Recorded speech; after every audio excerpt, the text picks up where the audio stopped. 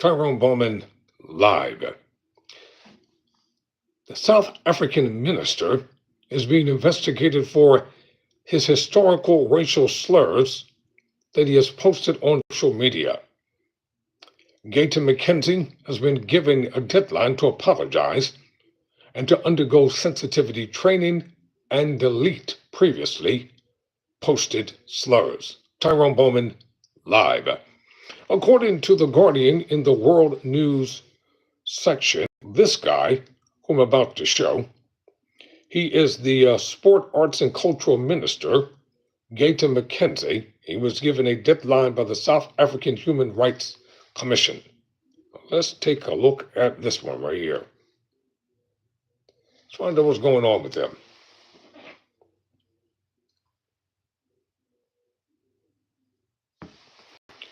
All right, let's unpack this story. According to The Guardian, South Africa's Sports, Arts, and Culture Minister, Gayton McKenzie, is under investigation by the country's Human Rights Commission for historical social media posts containing a highly offensive racial slur, reigniting a debate about racism, identity, and the lingering effects of colonialism and apartheid.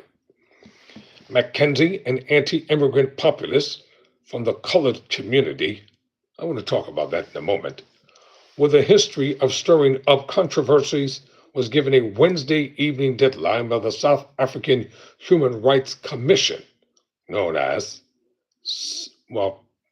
to issue an approved apology, undergo sensitivity training, donate to an agreed charity, and delete the X post, which was still online at the time of publication. What the heck is, quote, the colored community, end quote? What is that supposed to mean in South Africa? The colored community. This is an offensive derogatory term that was used here in America for quite some time regarding black people. And now they're still using that term over in South Africa. You know, on this program, to me, it doesn't matter if you're black or white, Republican, Democrat, Independent, Socialist, whatever. If you're right, you're right. If you're wrong, you're wrong. I'll call you out on it. So let's dig deeper into McKenzie, and find out what's going on with him. The post came to light after the host of a podcast called Open Chats said on an episode that colored people committed incest and were crazy.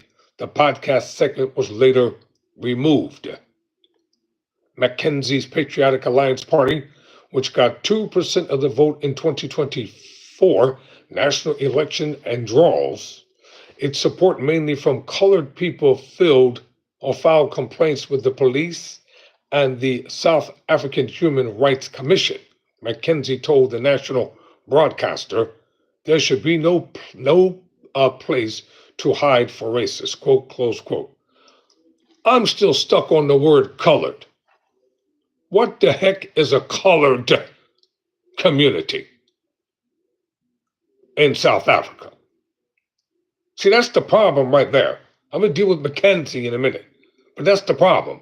The marginalization of racists, the lack of respect for all South Africans, whether they're white, black, biracial, etc. If you're part of a nation, you should be part of a nation, not marginalized and singled out. Now, McKenzie, on the other hand, seems to have a problem with his mouth, with his tongue. He doesn't know what to say out of his mouth. That's why they've given him a deadline to apologize for the racist slurs that he's been using. And you know what? Forget the apologies, throw him out of office. Same thing with American politicians. You don't know how to act. You don't know how to control your mouth. But see, MAGA, they're very shrewd in America. They won't say the N-word. They like to use coded language and things of that nature to try to hide their disdain, the outright hidden belligerent attitude toward black people here in America because they think we can't read, they think we can't write, they think we're not awakened, they think we can't decipher the coded hidden language. Ain't wrong. Now, back to Mackenzie. Social media sleuths soon unearthed posts made on X between 2011 and 2017, where Mackenzie had used the word, oh wow, I don't even want to say that word, quote, Kaffir, close quote. You all know what that means. A racial slur for black people, though he was not directing it at particular individuals. So that's considered the N word over in South Africa. So why would Mackenzie be using it? In post on X on 11th of August, Mackenzie denied being racist and said he was also black. Come on, Mackenzie. Why don't you just own up to the wrong? Why don't you accept responsibility? Stop being a coward. You said it, you posted it. Man up. Face your punishment. Do what you're supposed to do, Mackenzie. You don't get a pass. And by saying, I'm black too. Quote, this is what he said. I did tweet some insensitive, stupid, and hurtful things a decade or two ago. I was a troll and stupid, end quote. He wrote, quote, I cringe when seeing them and I'm truly sorry for that. I shall subject myself to the investigation, close quote. All right, man up. Just like in America, these politicians need to man up. Stop trying to run undercover and stop pretending that you're for all and everybody and you know darn well that you're not here in this country. The marginalization of the races is getting bigger and bigger and bigger here in America. And it's leading to a road to destruction because it's not going to end up well. So let's get back to this article. Tshepo Madalingozzi, the South African Human Rights Commission anti-racism commissioner, told a local TV channel, Newsroom Africa, on the 17th of August, quote, the use of the K word has been declared unlawful. The use of the K word, to quote the Constitution Court, is unutterable. The court has made it very clear that it is one of the most offensive slurs that one can use. All right? That's why I wouldn't say it. I know what it means, but I will not say it. The K word. It's just like the N word. In their language, the K word is the N word, and Mackenzie, the idiot, tweeted it on social media. For what purpose? How is that going to help you in your position?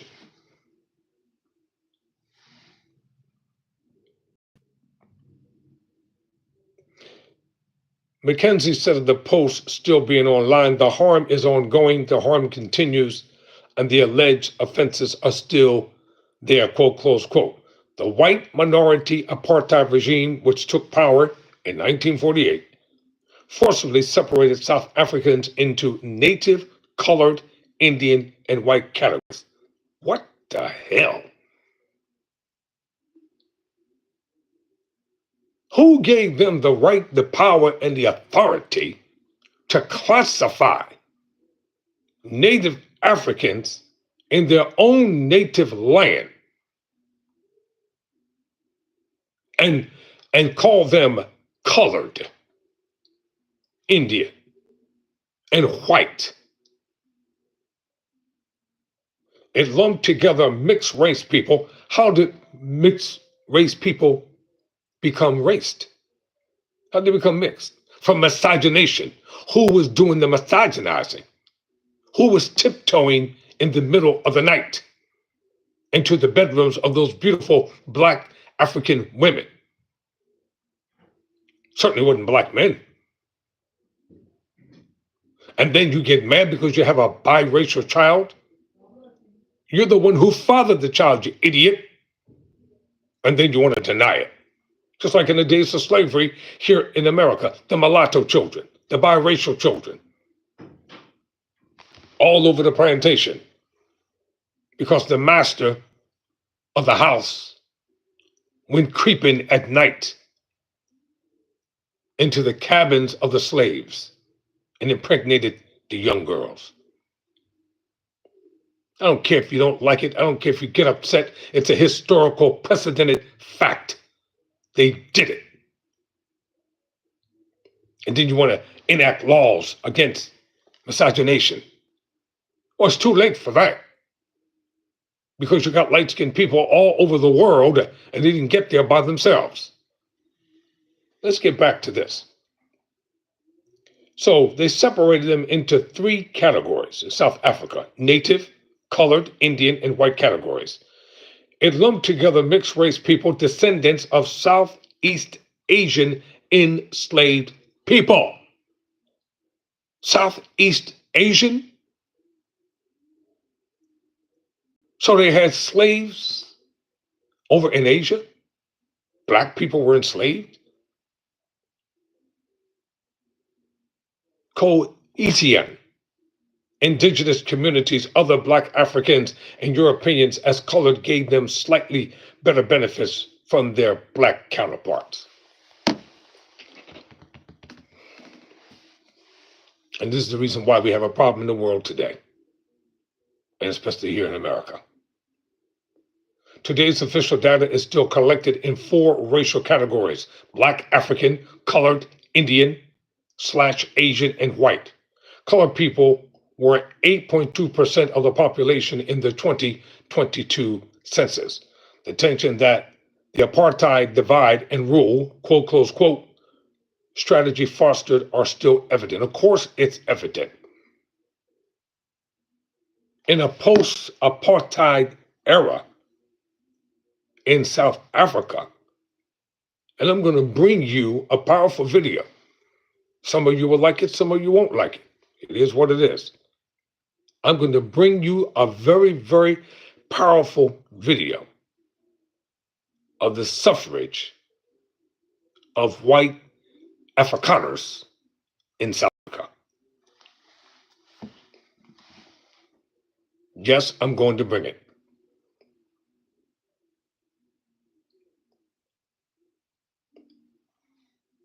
Quote, in my entire life, I have never called anybody the K word, never.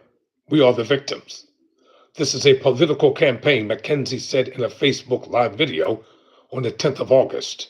Mackenzie and his spokesperson did not respond to requests for comment. Tessa Dooms, co-author of the book Colored, said, quote, even if what he had to say was not meant to be derogatory in a context where colored communities have been accused of anti-blackness, the use of that word by a very prominent colored figure in society would always be read in the context of presumed anti-blackness. She said that while some colored people were racist, anti-blackness was cultivated as part of the apartheid project.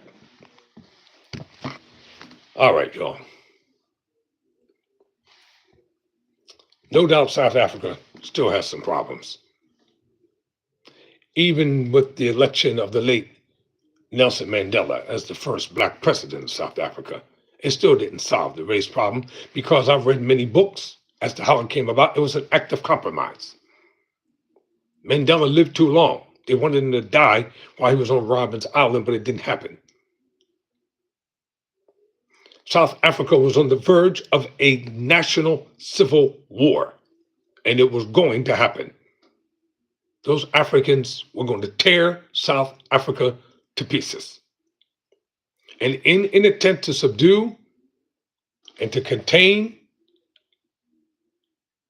the widespread protest, because they didn't want them to spread it any further,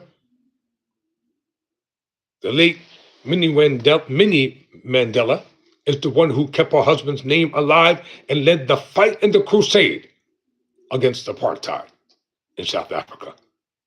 And they don't want to give her any credit. Why? Why shouldn't she be credited for the things that she did?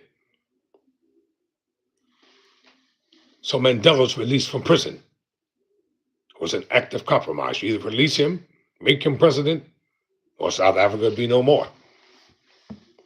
You cannot listen. You can only suppress people for so much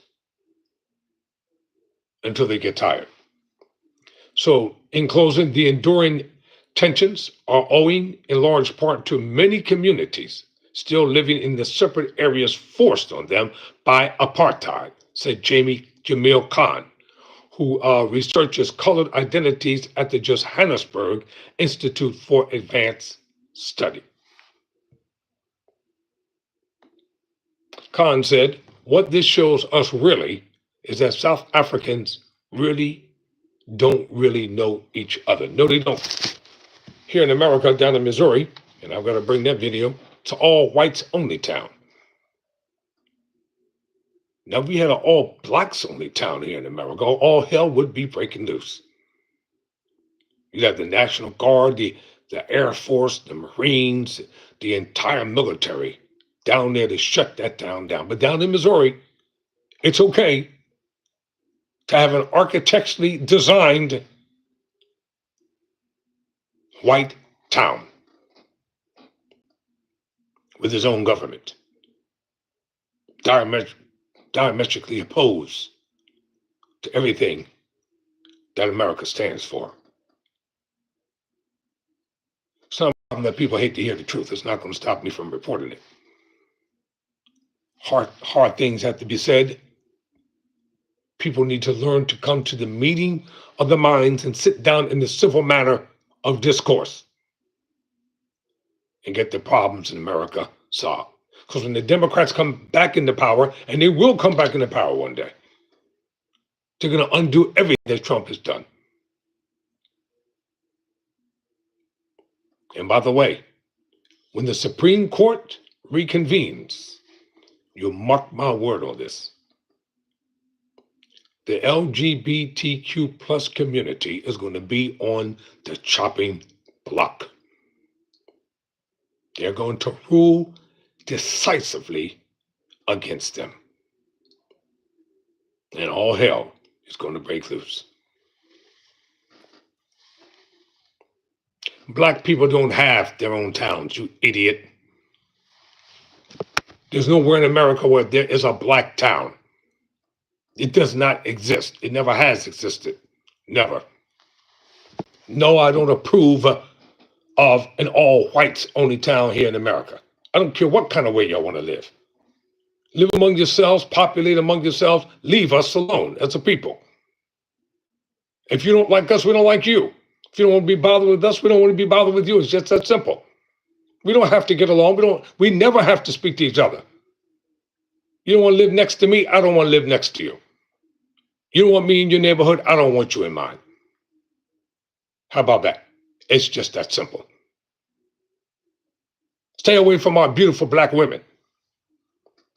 How about that one? Individuals should have the right in the United States of America to live anywhere they choose to without being intimidated, threatened by the modern KKK or the Proud Boys or the White Boys or whatever other kind of boys are going to call themselves. And then when people get tired of the tyrannical things that are happening and then they stand up for themselves, then there's a problem.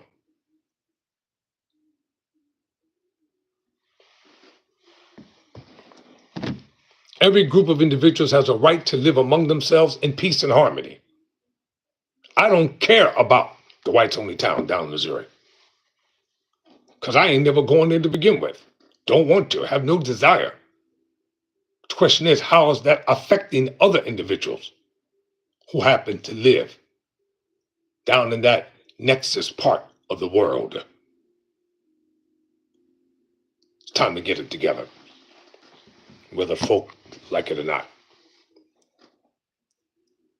You know, all right, go ahead, look it up for me. And if I'm wrong, I apologize. Go ahead, look it up. There's a blacks only town. Send me the link. Bennett, send me the link at Tyrone B. Bowman Sr. at gmail.com, and I'll talk about it with the same vigor, same forcefulness that I'm talking about this. send it to Tyrone B. Bowman Sr. at gmail.com. See, I was born for what I'm doing.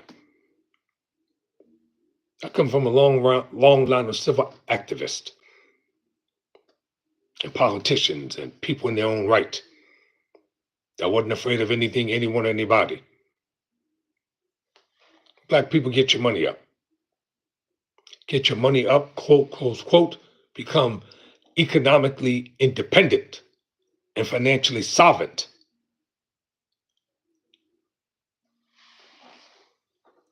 Let's stop playing games, stop destroying ourselves and dumb stuff. Art McKenzie down in South Africa, get your act together. Either resign from your post or toe the line and do what they've asked you to do. To my black brothers and sisters, we can have our own.